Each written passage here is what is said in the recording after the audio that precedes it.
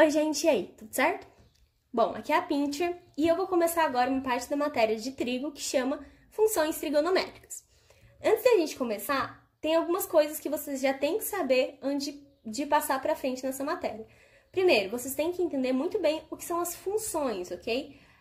Como elas funcionam, o que é um domínio, o que é uma imagem, como que elas se situam em um gráfico, certo?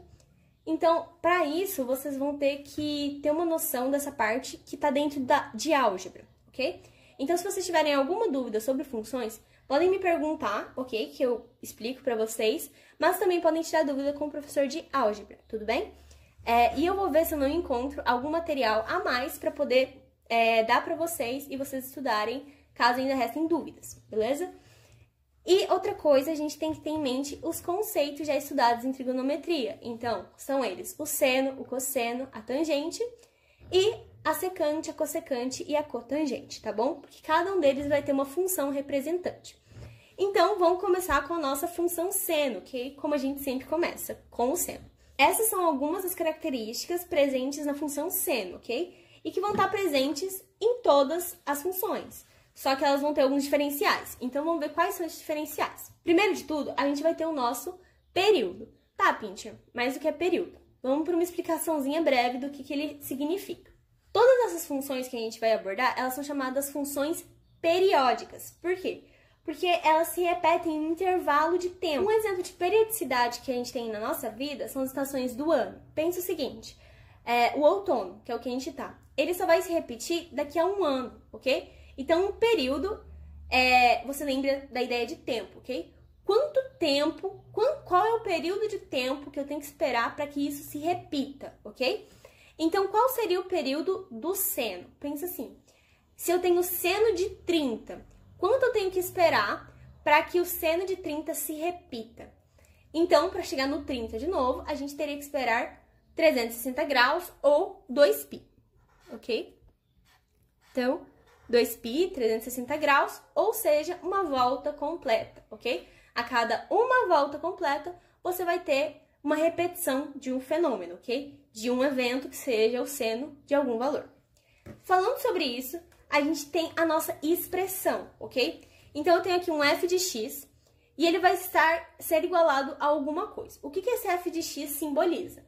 Ele seria uma função em favor de x, ok? Ela está em função de x, essa expressão. E o que esse f de x pode ser substituído? Pelo símbolo de y. Então, vocês lembram que no gráfico, o y ele simboliza o eixo vertical? Então, f de x são todos os valores que estão verticais no gráfico, ok? E daí, se a expressão está em função de x, a gente sabe que como a gente está trabalhando com uma função seno, vai ser seno de x, ok? Só isso.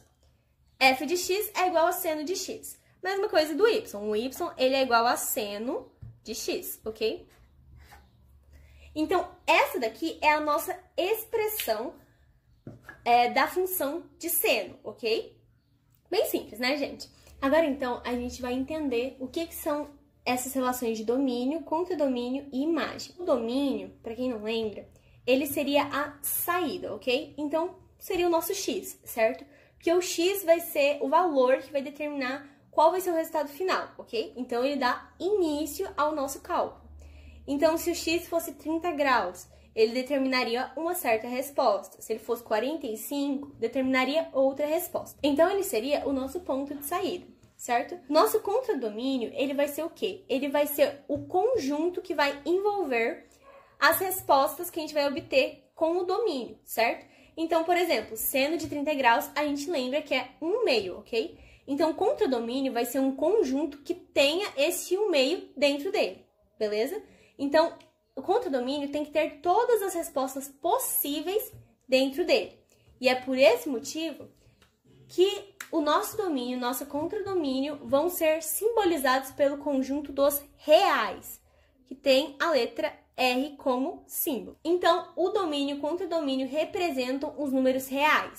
Lembrando, então, que os números reais podem ser qualquer valor. Eles abarcam todos os valores que a gente já estudou até agora. Então, um exemplo, o seno de 60 graus. A gente sabe que é raiz de 3 sobre 2. E esse valor, ele vai dar uma dízima. Vai ser aquele número que não acaba nunca. Então, esse valor, ele tá sim dentro do conjunto dos reais. Então, qualquer valor que a gente já estudou até agora, tá dentro desse conjunto. E eu vou explicar um pouquinho mais sobre o contradomínio, junto com a ideia da imagem. Vocês já vão entender o porquê.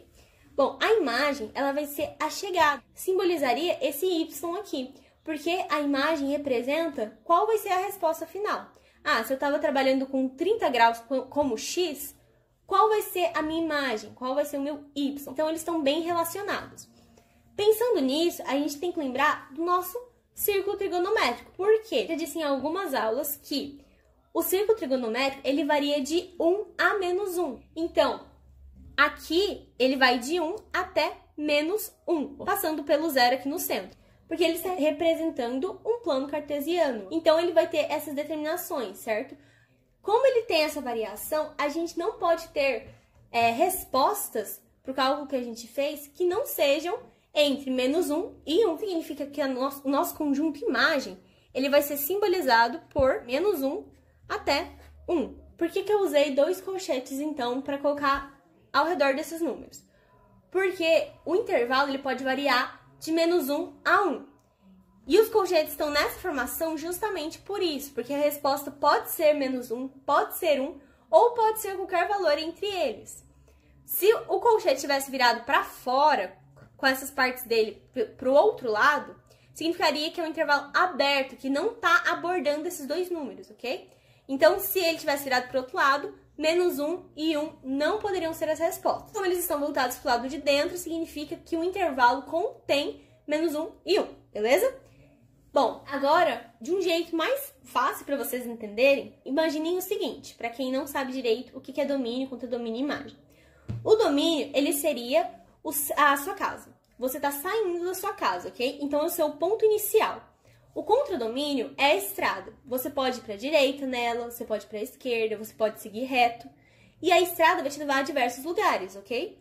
Então, o contradomínio seria as possibilidades. Você tem inúmeras possibilidades de lugares para ir.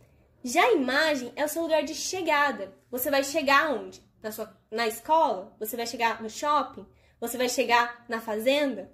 Então, a imagem seria o ponto de chegada, ok? Então, domínio, você sai. Contradomínio, são todas as possibilidades existentes. E a imagem é a sua chegada, ok? E o domínio e o contradomínio são reais, porque eles podem ser ilimitados, podem ser qualquer tipo. Por exemplo, seu X pode ser tanto 30 quanto 30,5 graus, certo? Que a gente estudou na aula passada. Isso poderia ser simbolizado em minutos, beleza? Então, isso é um valor real, ok? E o contradomínio, ele tá abordando imagem, certo? A imagem aqui, que varia de menos 1 até 1, ela está dentro do conjunto dos reais, certo? Esse aqui é um conjunto dentro do conjunto dos reais. Por isso que o contradomínio é um conjunto real, porque ele aborda esse intervalo, ok? Então, só por ele estar em volta da imagem, ele é considerado já um conjunto real. E a imagem, ela varia de menos 1 até 1 por causa do nosso círculo trigonométrico que está dentro de um gráfico, ok? De um plano cartesiano que varia o próprio gráfico de menos 1 até 1. E aí a gente entra em outra parte importante. A gente tem o nosso círculo trigonométrico já falado, e tem aqui o primeiro, segundo, terceiro e quarto quadrantes, ok? E por que eu botei isso? Porque eles vão ser importantes para esse estudo de função seno. A gente vai relembrar quais eram os sinais dentro do círculo trigonométrico. Lembrando, no primeiro e segundo eram positivos, enquanto no terceiro e quarto eram negativos. Só que, gente, além da parte dos sinais, tem outra questão que também envolve os quadrantes, que é se a função ela vai ser crescente ou decrescente. Quando uma função for crescente, é o sentido de estar indo cada vez mais para cima, ok? Aumentando os seus valores de y. Agora, quando ela é decrescente, ela vai diminuindo seus valores em y, ok? Então, a gente sabe que o primeiro e o quarto quadrante, eles vão ter funções crescentes, ok? Então, vamos pular. O primeiro e o quarto, eles vão ter funções crescentes. Então, esses dois aqui esses dois quadrantes, ok? Os quadrantes da direita, eles são crescentes, ok? Na hora de representar a função. Por isso, os que restaram, o segundo e o terceiro, eles vão ser decrescentes, ok? Então, vamos representar aqui que eles vão ser decrescentes. Então, direita crescente, esquerda decrescente, ok? Para ficar melhor para vocês, eu vou demonstrar como vai ficar o gráfico em si. O gráfico da função de seno, ela é uma curva chamada senoide, e a gente vai ver isso agora. Isso daqui é uma senoide, ok? Tá vendo que ela faz esse movimento? Vocês conseguem perceber a questão da periodicidade dela? Ela vem aqui, ela começa no ponto do zero, ok? Até que ela faz esse movimento aqui e começa de onde ela parou. Então, ela vai repetir esse movimento, ok? Então, quando ela chega aqui no final de 2π, ela vai se repetir. Isso é o seu período, ok? Lembra que o período é 2π? Por causa disso, porque quando ele alcança 2π, ele retorna ao mesmo comportamento, ok? Então, essa condição, ela se repete a partir de 2π, ok? E aí tá o que eu falei pra vocês. O primeiro quadrante acaba aqui no π sobre 2, lembrando que π sobre 2 é 90, ok? Então, vocês conseguem perceber que na primeira parte, até chegar ao π sobre 2, ele vem crescendo. Vamos demonstrar aqui. Ele vem crescendo, certo? A função. Ela vem crescendo até alcançar o π sobre 2. Quando ela alcança, que aí ela passa a pertencer ao segundo quadrante, ela vem decaindo. Então, ela decresce, que é o nosso segundo quadrante. Daí, passou para o terceiro, continua decaindo, certo? Continua descendo. Tá vendo como eles são distribuídos? Aqui é o primeiro, aqui é o segundo, aqui é o terceiro, e aqui vai ser o quarto, que ele vem subindo. Então, aqui ele cresce. Então, a gente pode perceber que primeiro quadrante, ele tá crescendo, o segundo, ele tá descendo, o terceiro, ele também tá descendo, e o quarto, ele vem subindo, ok? Então, é por isso que o primeiro e o quarto, eles são crescentes, e o segundo e o terceiro, eles são decrescentes, ok? Gente, isso se aplica só para senoide, ok? As outras, elas vão ter o seu próprio comportamento, e daí a gente vai ver nas próximas aulas. Então, aqui vocês também conseguem perceber a parte do domínio, ok? Porque ele pode ser qualquer um desses valores que estão aqui, enquanto que a parte da imagem, que é o y, só pode variar de -1 a 1, porque essas são as únicas respostas possíveis. Tá vendo que a função ela não ultrapassa o -1 e o 1, ela só alcança eles, entendeu? A partir deles ela não alcança nada. E daí ela vai se repetindo só entre eles, entre -1 e 1, beleza?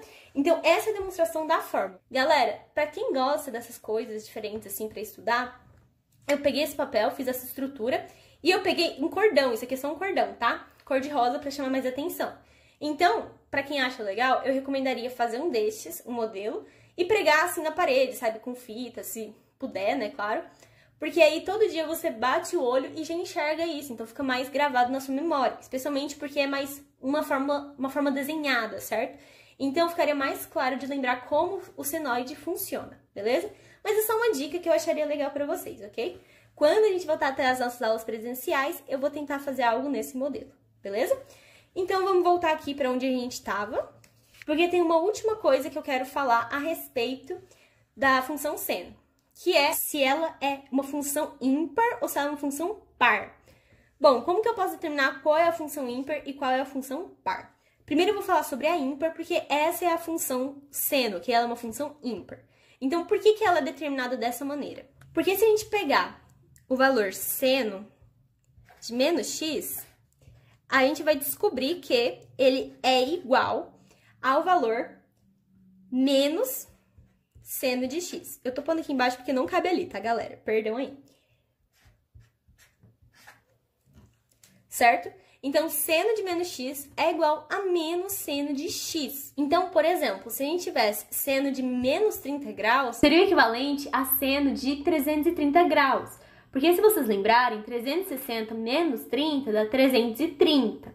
Então, a gente faria o seno de 330, que vai dar menos 1/2. Então, se eu tiver essa fórmula aqui, para 30 graus, ficaria menos 1/2, porque é igual a menos seno de x, ok? Isso que define uma função ímpar. A parte de dentro do parênteses negativa é igual ao tá de fora, negativo, ok? Dentro do parênteses, negativo, fora do parênteses, negativo, ambos são iguais, ok? E só para não ficar vago assim, para ficar o suspense, né? Pra ficar a dúvida, eu vou explicar como é a função par. Eu vou dar, sim, um pequeno spoiler para vocês, porque um exemplo de função par é a função cosseno, que a gente vai ver na próxima aula. Então, por favor, assistam a próxima aula para poder entender mais sobre essa função cosseno.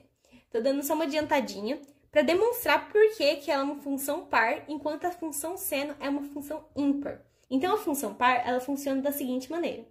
Você tem cosseno de x e ele vai ser igual a cosseno de menos x, ok? Então, ele é diferente da função seno, porque, como vocês podem perceber, a função par, o parêntese ele vem positivo e o outro é negativo. Já na função ímpar, um parênteses é negativo e aí a parte de fora é negativo, ok? Então, na função ímpar do seno, lembre o seguinte, dentro negativo, fora negativo. Da função par, pensa dentro positivo, dentro negativo, ok? Então, essas são as diferenças de uma função ímpar e uma função par. Depende sempre do sinal demonstrado pelas partes integrantes da função, ok? Então, gente, essa foi a nossa aula de hoje. Qualquer dúvida, me perguntem, por favor. Essa parte é bem importante mesmo, tá? E na próxima aula, a gente vai estudar um pouco mais sobre essa função cosseno, ok? Você já tem uma ideia de uma das características dela, só que ela tem várias outras, ok? Então é isso, um beijo e bom fim de semana pra vocês. Então, gente, só pra finalizar, eu queria deixar mesmo um adendo falando que eu vou passar lista e slide mais pra frente, porque a função seno, como vocês puderam ver, tipo, dá um vídeo só, normal, de 16, 17 minutos, só que ela não tem muita coisa pra colocar em lista, pra colocar em slide. Então, eu vou esperar passar mais umas 2 funções pra poder juntar elas e passar as listas e o slide, ok? Porque senão fica muito pouca coisa pra treinar. E eu queria que vocês treinassem elas em conjunto, porque normalmente as questões da prova podem perguntar, essa função representa o quê? E você saber só uma função não te ajuda muito. Então, a gente estuda mais, a gente vai treinar melhor nas aulas que vão vir, ok? Aí eu mando certinho pra vocês. É isso mesmo, então tchau e bons estudos!